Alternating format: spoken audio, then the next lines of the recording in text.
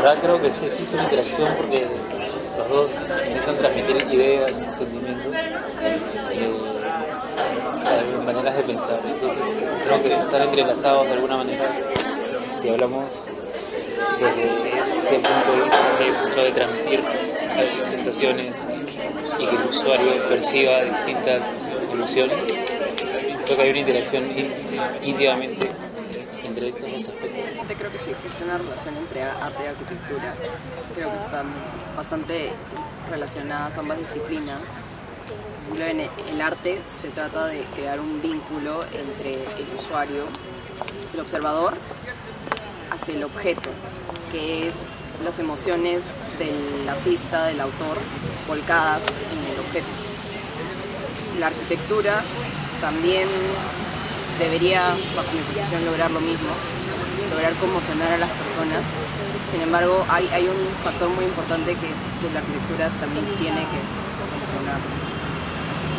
Sí, o sea, siempre ha habido, desde el principio del arte y la arquitectura se conectan, ¿no? Generalmente la parte creativa de la arquitectura suele ser el arte.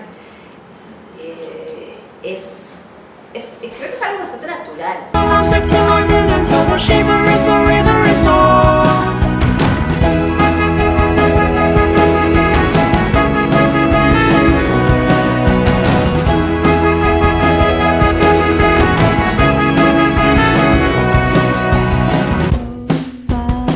Sí, creo que sí, porque en las dos disciplinas se necesita creatividad y me parece que uno influye mucho a la otra, en cualquier forma. Bueno, me parece que es imposible desligar las dos cosas, porque es imposible no diseñar bajo también una noción estética, porque al fin y al cabo estamos diseñando para algo que se vea, ¿entiendes? Como una escultura que se vive.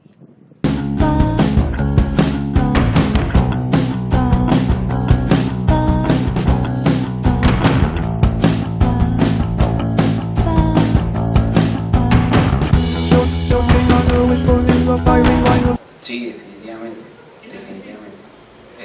Es más, la arquitectura se sirve de todas las artes. O sea, si tú no consumes teatro, cine, publicidad, todo lo que tenga vinculación, fotografía, escultura, o sea, literatura, poesía, si tú no sabes nada de eso, muy poco le vas a poder aportar a la arquitectura definitivamente. Me cuesta un poco pensar en que hay una relación única. De hecho sí la hay, por supuesto, pero se da dentro de un contexto multidisciplinario en general. Entonces no me parece tan adecuado hablar solamente de arte y arquitectura. Sobre eso pienso en un espacio, ¿no? De hecho está dentro de un proyecto moderno y político. Era una organización política fuerte, con objetivos muy claros, que lo que pretendía hacer no tenía solamente que ver con el arte y la arquitectura, sino con un montón de otras disciplinas y otras formas de ver la ciudad y todo en general. Entonces, está bien que tengas una partida sobre la arquitectura porque, digamos, desde un sentido común sí están vinculadas, se suelen ver y todo, ¿no?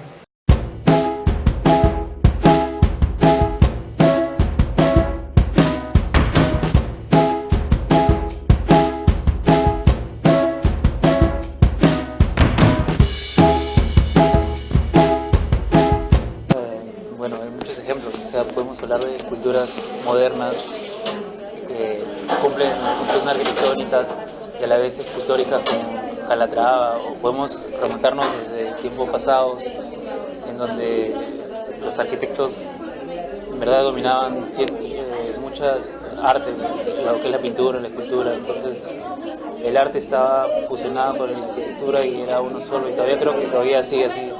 Ejemplos de interacción entre arte y arquitectura, creo que, por ejemplo, acá en el Perú es la entrada del Cementerio del Ángel, ¿no? Una interacción muy fuerte entre artistas y arquitectos.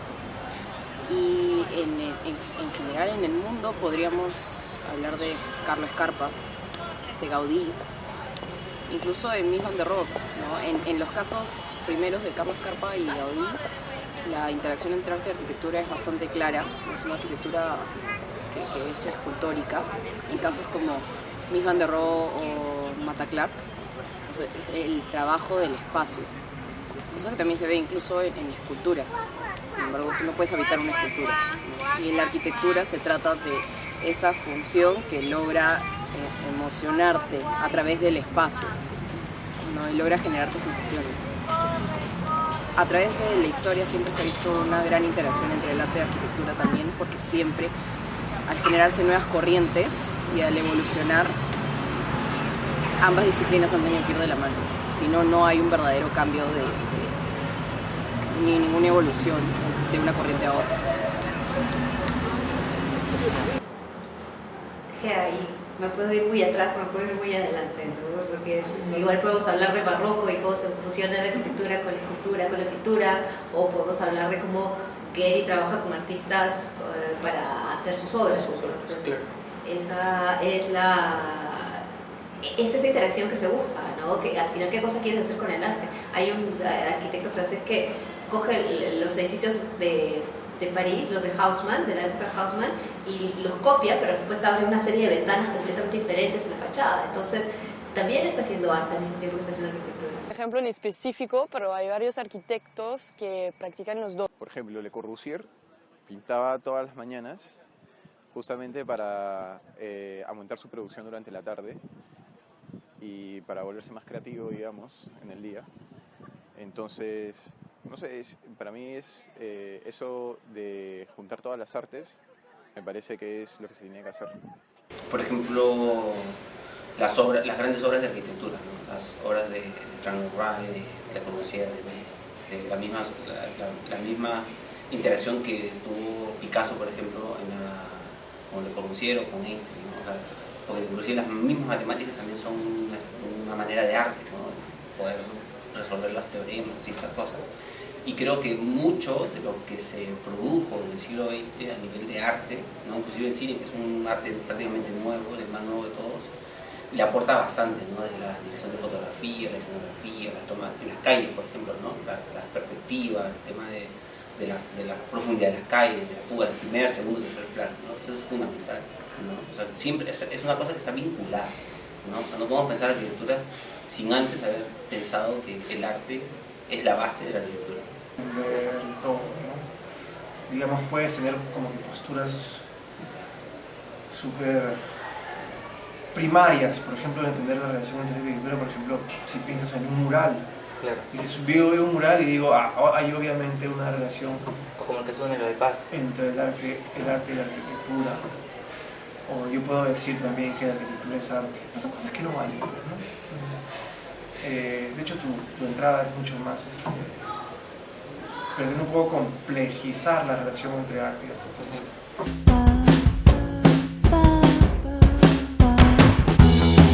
La verdad sí he escuchado sobre el Grupo Espacio, pero no he indagado mucho sobre el tema, así que no sabría responderte con sinceridad una opinión objetiva.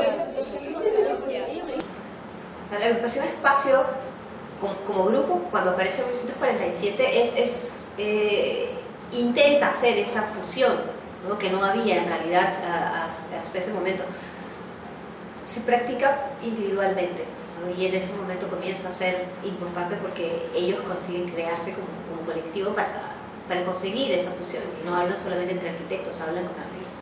Sí, que funcionaría como un grupo así, que sí, igual también, pero me parece que acá se necesita más. Que como acá toda la urbanización tiene que hacerse, hay una falta de espacios públicos acá, que es muy importante, y entonces se necesita más allá. Todos tienen que trabajar juntos. Bueno, sí, la agrupación Espacio, sí la conozco. Es un movimiento que se originó hace muchos años, pero que lamentablemente se ha dejado de lado. Me parece que fue una muestra de que estas dos disciplinas podían coexistir y me parece ideal eso. Sí, bueno, creo que es un tema coyuntural, ¿no? En esa época era muy vivante todo ese tema de la arquitectura, del arte. O sea, el siglo XX, sobre todo la mitad del siglo XX, ¿no? Está muy relacionado con temas de lo social, ¿no? O sea, porque después de la Segunda Guerra Mundial, o sea, siempre el periodo entre guerras, pero después de la Segunda Guerra Mundial, perdón, hubo un cambio en el siglo, ¿no? Porque se tuvo que reconstruir la ciudad, todos tuvieron que aportarle desde su posición, como actores sociales, que tuvieron que aportar a la arquitectura para poder sacar adelante un proyecto de ciudad, ¿no? Entonces creo que sí ha sido fundamental igual, ¿no? Pero creció de manera coyuntural, ¿no? Como muchas de las revistas que surgieron en toda Europa y en Latinoamérica, ¿no? Sobre eso pienso en un espacio, ¿no? Que de hecho estaba dentro de un proyecto moderno y político. Era una organización política fuerte, con objetivos muy claros, que lo que pretendía hacer no tenía solamente que ver con el arte y la arquitectura, sino con un montón de otras disciplinas y otras formas de ver la ciudad y todo en general.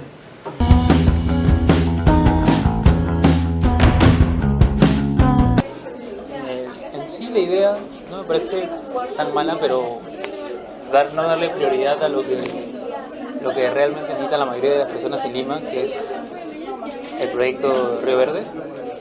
Y me parece una buena idea eso de protestar contra las cosas que no nos parecen, y así poco a poco nos vamos entendiendo mejor y agarrando alguna especie de comunidad arquitectónica entre los estudiantes, y así concientizarnos de lo que realmente es bueno y malo para la sociedad.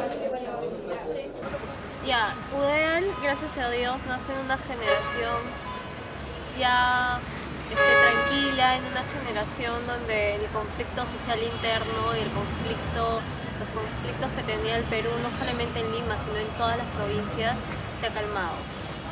Se ha calmado porque no ha desaparecido. Pero nacimos en esta suerte de tiempo en donde ya la globalización, en donde prendes tu máquina o desde tu celular y sabes lo que pasa en China, en París.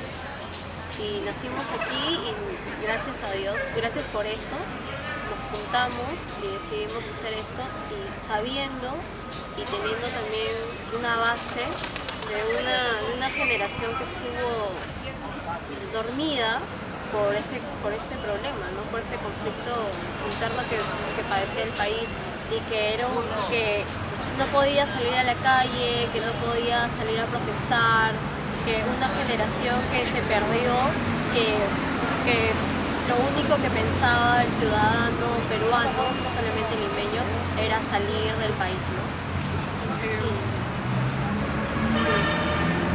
Considero como partícipe de UDEAL que es algo totalmente novedoso en nuestros tiempos, y a su vez sumamente importante. ¿Por qué? Por el simple hecho de que desde hace décadas jóvenes no expresaban sus utopías, no tenían voz ni voto en la ciudad, nunca se les escuchaba, tal vez por la suerte esta de haber nacido en la época del terrorismo, donde simplemente no podían hablar. Y esta es la gran masa de gente que ahora no dice nada acerca de lo que pasa en su ciudad. En cambio nosotros somos otra generación que sí tenemos ideales, que sí tenemos utopías, que sí podemos salir con una mayor libertad a expresarnos. Aprovechando esto, es que nosotros salimos a las calles ahora a brindarle las herramientas a las personas, a que si has nacido en tal época, despierta, ya no estás en esa época, estamos viviendo otra etapa, otra realidad donde la globalización ya está dada, donde no te pueden matar porque sí, simplemente, donde otros jóvenes también tienen que comenzar a despertar, no solamente arquitectura, sino a todos los ciudadanos en sí, jóvenes que simplemente no se queden en sus casas, sino que acompañen esta causa, son ciudadanos, que pidan una ciudad mejor, una planificación para su ciudad. Entonces, creo que es prácticamente el hecho de conformar UDEAL para nosotros es sumamente importante, porque estamos haciendo praxis de nuestra propia carrera, pero a la vez asumiendo un rol totalmente ciudadano, de forma activa. Conozco lo que está haciendo ahorita la UDEAL, conozco la intención que tiene. Creo que es un trabajo súper interesante, porque en el fondo es algo que no se ha hecho en 30 años. ¿no? Y hablando de la agrupación Espacio otra vez, o sea, la agrupación Espacio intentó un poco hacer esa conversación de la ciudad y la arquitectura y los estudiantes, y la UDEAL quiere comenzar a que respetemos otra vez eso, ¿no? ¿Para qué estudiamos? Para la ciudad, y en el fondo tenemos que hacerlo válido, hacer que la gente nos escuche. Sí, la UDEAL, sí, me parece muy interesante que como los estudiantes tratan de intercambiar sus ideas, me parece muy importante porque me parece que acá en Lima ahora cada uno hace su cosa en su lado y no hay como una gestión de que sea de urbanismo o de que cada uno hace su cosa y que no hay vínculos entre las cosas. La UDEAL me parece algo súper importante que está sucediendo ahorita porque busca expresar el descontento que hay entre la gente respecto a las decisiones políticas y cómo está creciendo la ciudad. Me parece que es una agrupación interesante, creo que ha surgido de la misma manera con una coyuntura especial. Creo que a nosotros no nos tocó vivir en esa época. Nosotros vivimos una época de dictadura, de terrorismo, donde tú tenías que esconderte o salir a una determinada hora. Creo que ustedes de alguna manera tienen que darse cuenta que tienen la suerte de estar en un momento en el que se puede salir a reclamar unos derechos que nos corresponden, ¿no? Porque la ciudad finalmente es un bien que se presta a quien lo va a administrar con nuestros recursos. Y creo que tienen todo el derecho de reclamar, ¿no? Nosotros de alguna manera lo hacemos, pero en nuestro caso lo hacemos desde el aula, ¿no? O sea, nosotros incentivamos a los alumnos que están bajo nuestro tutelaje que participen de estas actividades porque creemos que es fundamental. O sea, participar de la construcción de la ciudad y sentirse parte del proyecto de vida de una ciudad creo que es fundamental. Si no, andamos desvinculados, disociados, la identidad cada vez se va. El urbanismo, un mal urbanismo segrega, ¿no? Y rompe las relaciones, ¿no? Disocia y finalmente cada uno va por su lado, que es lo que ha estado pasando, ¿no? El gran problema de la ciudad me parece que durante muchos años las han manejado los políticos y no ha habido ninguna mano profesional que la haya manejado. Y creo que ese momento, ahora, es el momento de que los profesionales que están preparados para ello tengan por lo menos una opinión que sea considerada en la formulación de las próximas decisiones que se tomen para la ciudad, me parece. La UDEAL, los estudiantes de arquitectura. Sí. La conozco, más o menos tengo un par de alumnos que son miembros de la organización o son miembros de algunas de las comisiones que se han formado. Me parece monstruo, me parece fundamental que esas cosas estén pasando y más aún que estén pasando a raíz de la política municipal de Castañeda, ¿no? Ya estábamos un poco hartos que, bueno, probablemente la última referencia desde los estudiantes de arquitectura para hacer, en este caso, bueno, activismo y acción política debe haber sido los Bestias en los años 80. Y antes de eso, no sé, la ocupación de espacio de los 60s, debe haber habido algo por ahí en medio de los 70s, qué sé yo, pero no particularmente reconocido. Bueno, son cosas distintas, obviamente, ¿no? Esto parte de un activismo que se alimenta de cosas más desde la globalización, ¿no? Tipo los indignados, cosas de ese tipo, ¿no? Entonces, pero bueno, me parece monstruo. Bueno, sé que todavía tienen algunos problemas de reconocerse a sí mismos, de tomar partido por quién, alinearse con quién, con qué. Entonces recién están formando su organización. Entonces, sé que pretenden ser apolíticos desde el principio, o hasta por lo menos poder tener una imagen más o menos consolidada. Bueno, pero uno no puede hacer eso sin ser político, eso es inevitable. Digo, uno no va a tomar partido por la oposición, pero sin tomar partido por la ciudad. Entonces, estar del lado de la ciudad es ser totalmente político, ¿no? Y esa es una de las cosas que me imagino con el tiempo van a ir asumiendo, y van a ir también construyendo para eventualmente generarse como un movimiento social, ¿no? pero de hecho es complicado, ¿no? Porque en muchas universidades la política pues está mal vista, ¿no? Sí. Después de los 80s y todo esto,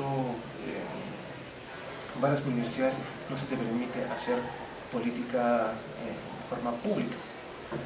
Entonces hay ciertos temores más institucionalizados por parte de los chicos que también le bajan un poco las pilas, ¿no? De hecho reciben apoyo de los profesores y esto, pero no desde las instituciones mismas de las universidades. Y eso no me parece que sea del todo correcto, ¿no? Que las universidades no estén apoyando a los estudiantes.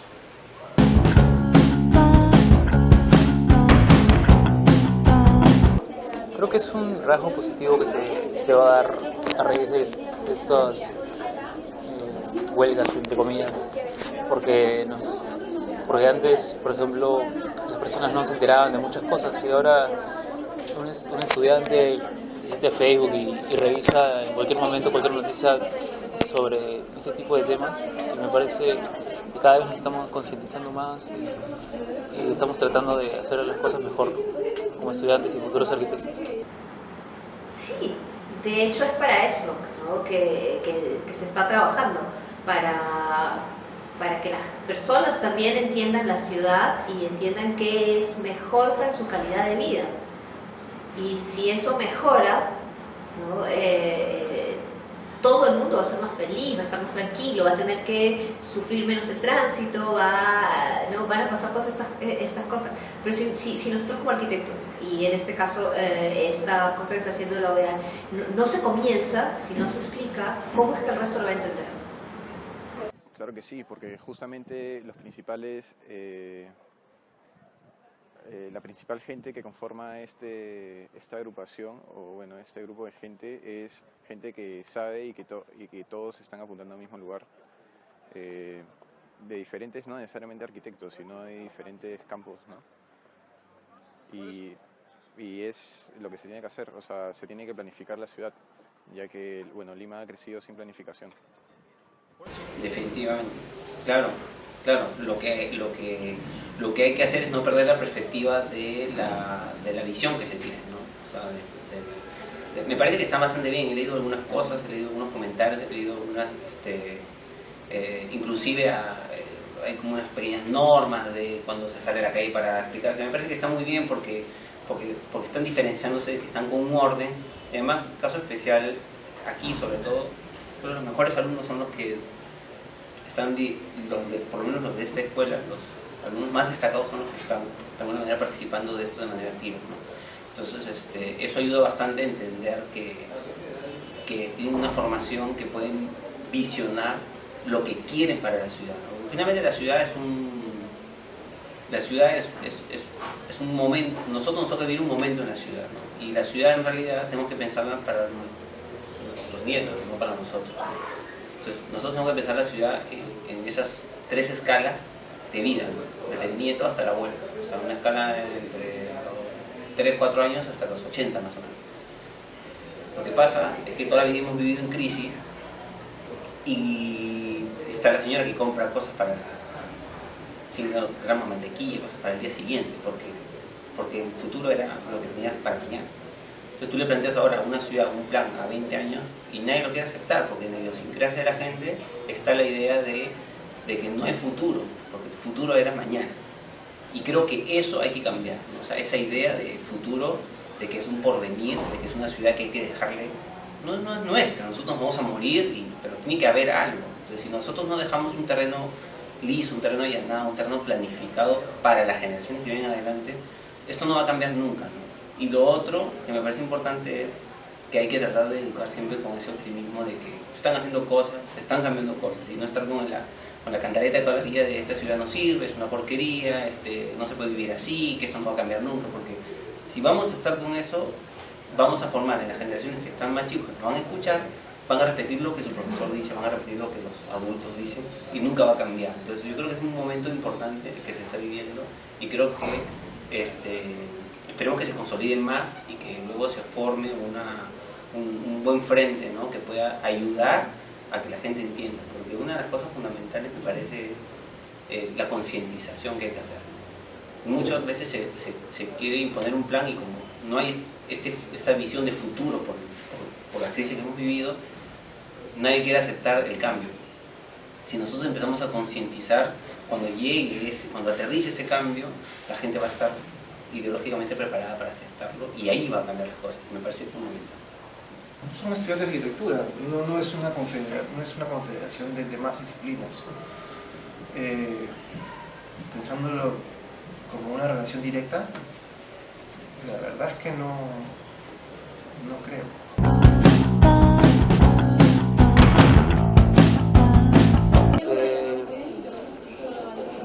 Podría decir que tal vez me gustaría pensar que vamos avanzando y que en algún momento llegaremos a un estatus completamente idóneo, pero quiero pensar que sí estamos avanzando. En la Lima improvisada, la Lima gris en bastantes aspectos, no solo cielo gris. Vivimos en una ciudad con una visión cortoplacista que yo siento que ya está llegando a un punto de colapso, ¿no?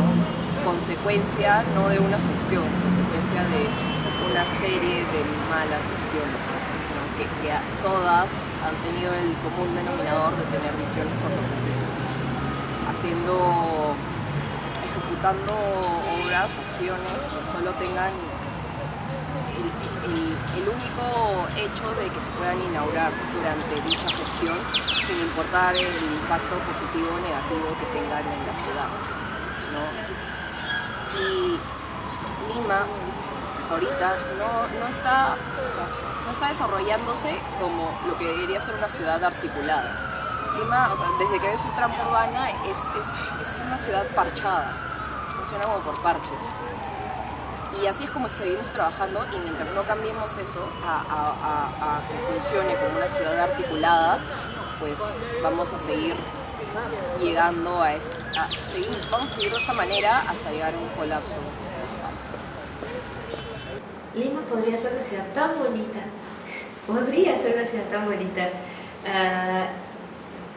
creo que Lima necesita gente mucho más capaz en el liderazgo de la ciudad.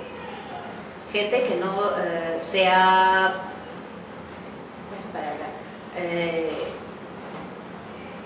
que no limite su visión a la inversión del dinero, que se preocupe realmente por entender cómo funciona la ciudad y que sepa ver ejemplos al final, porque no los tenemos muy lejos. Tenemos ejemplos interesantes en Colombia, en Ecuador y ciudades como Arequipa o Cusco que están quitando el carro del centro de la ciudad, ¿no? En los países más desarrollados, en París, en Londres, tú pagas una tasa para llevar tu carro al centro de la ciudad. Esas son las cosas que aquí se ven como que no, como que todo el mundo va a decir no se puede, pero sí se puede, se tiene que enseñar. Necesitaremos 1 o 2 generaciones para que la gente comience a entender que eso es mejor, pero es importante comenzar a hacerlo. Pero es necesario que alguien comience a hablar de esto, ¿no? y lo ponga en práctica, pero digo, con la autoridad que tenemos ahorita no funciona. Yo no sé, yo como alguien que vivió aquí y salió de aquí bastante triste, me fui, estuve mucho tiempo fuera y ahora regreso, me cuesta mucho ver la ciudad porque creo que antes era caótica, pero ahora está peor. Y eso es bien difícil de vivir cuando uno ya está acostumbrado al sistema organizado de otros sitios. Entonces, a mí me cuesta mucho andar por Lima. Intento reducir mi movimiento 6 kilómetros para no tener que lidiar con esa ciudad caótica. Y al final tampoco se puede, porque dentro de esos 6 kilómetros también puede ser súper caótica. Bueno, ya hemos hablado un poco en términos así muy específicos, pero creo que tiene que cambiar, ¿no? La situación. O sea, yo quisiera que cambie, ¿no? Porque probablemente no veamos ciertos cambios, por lo menos yo no los pueda ver, pero por lo menos sí dejar que ya hay un plan aprobado, ¿no? O sea, yo creo, y no solamente lo creo, sino estoy totalmente de acuerdo con que se acepten planes a 20 años. porque si no pasa lo que pasa con la selección de fútbol, ¿no?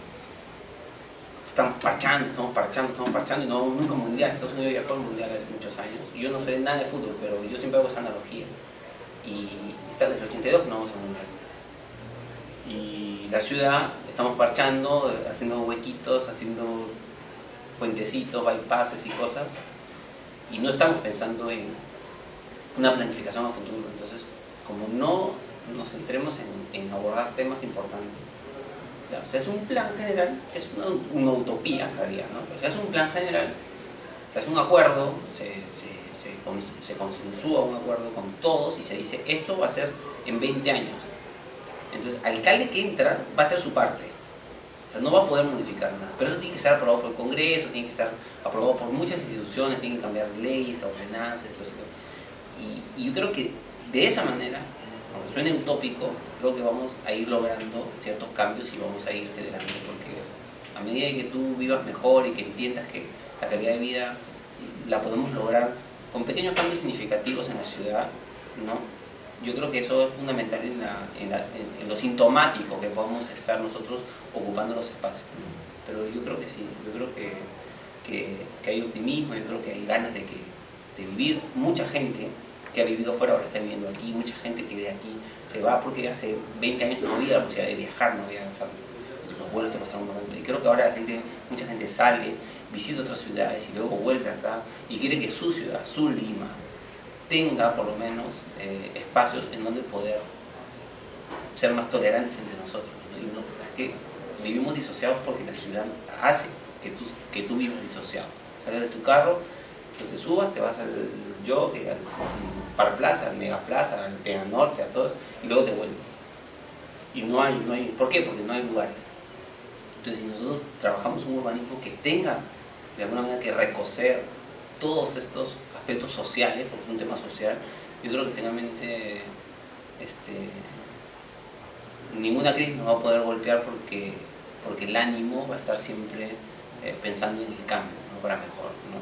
Y ese futuro que nosotros lo vemos como lejano, cada vez lo vamos a ver más cerca, aunque siempre esté lejos, ¿no? O sea, el que regule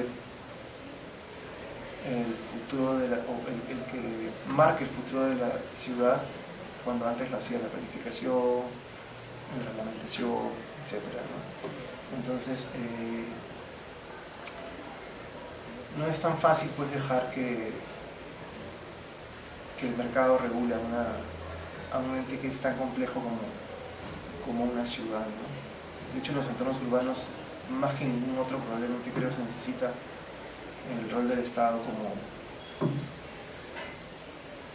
como intermediador y en algunos casos como interventor, ¿no?